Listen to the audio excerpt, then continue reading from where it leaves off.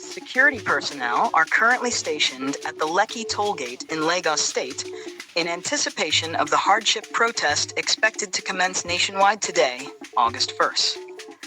Security agents and their vehicles are strategically positioned on various sides of the toll gate. It is important to note that the Lekki Tollgate was the site of the shooting incident during the October 2020 NSARS protest. This incident escalated into a nationwide crisis, resulting in the destruction of numerous government and private properties by suspected thugs who had hijacked the protest.